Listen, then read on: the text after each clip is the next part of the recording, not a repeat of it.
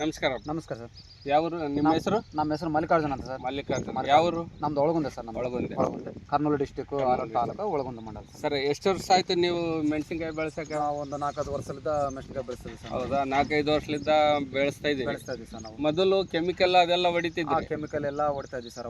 ನಮ್ದು ಯುವ mart organic product ಬಳಸಿದಿರಿ? ಹೌದು ಸರ್. ಏನೇನು ಬಳಸಿದ್ರಿ ಸರ್? ಅವು 3 ಪ್ಯಾಕೆಟ್ ಸರ್. ಅವು ಡೆವಲಪರ್ ಅಂತ ಹೇಳಿ 3 ಪ್ಯಾಕೆಟ್ ಕೊಟ್ಟಿದ್ರು. ಕಿಂಗು, ಗ್ರೋತು ಇವೆಲ್ಲ ಭೂಮಿಯಾಗ ಹಾಕೊಳ್ಳೋ ಕಿಂಗು ಇವೆಲ್ಲ ಬಳಸಿ ಸರ್. ಡೆವಲಪರ್ ಕೆಳಗೆ ಡ್ರಿಂಚಿಂಗ್ ಕೊಟ್ಟಿದ್ದೀರಿ, ಕಿಂಗು ಗ್ರೋತ್ ಸ್ಪ್ರೇ ಮಾಡಿದ್ದೀರಿ. ಮಾಡಿದ್ವಿ ಸರ್. ಆಯ್ತು. ಮೊದಲು ಕೆಮಿಕಲ್ಗೆ ನಿಮಗೆ ಈಗ ವ್ಯತ್ಯಾಸ ಕಾಣಿಸ್ತದೆ?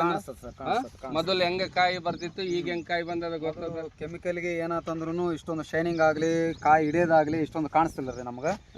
ಈಗ ಡೆವಲಪರ್ ಹಾಕೋದ್ರಿಂದ ಗಿಡ ಸ್ವಲ್ಪ ಕರ್ರಗೆ ಬಂದಿದ್ದಾಗ್ಲು, ಸೈಡ್ ಬ್ರಾಂಚಸ್ಗೆ ಆಗ್ಲು ಚೆನ್ನಾಗಿದೆ ರೋಟು. ನೋಡಿ ಕಾಯಿ ಎಲ್ಲ ಲೋಡ್ ಆಗಲಿ, ಉದ್ದ ಆಗಲಿ, ಬೇಸು ಶೈನಿಂಗ್ ಆಗಲಿ ಬೇಸ್ ಐತಿ ಸರ್ ಅದಕ್ಕೆ.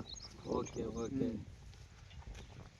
ನೋಡ್ರಿ, ರೈತರೇ ಹೇಳ್ತಿದ್ದಾರೆ ನಮ್ಮ ಔಷಧ Vivo mart product Kisan growth spray ಮಾಡಿದ್ದಾರೆ, ಡೆವಲಪರ್ ಕೆಳಗೆ ಕೊಟ್ಟಿದ್ದಾರೆ. ಆದ್ರೆ ಈ ಗಿಡ ಎಷ್ಟು ಲೋಡ್ ಬಿದ್ದದ ನೋಡ್ರಿ ಕಾಯಿ.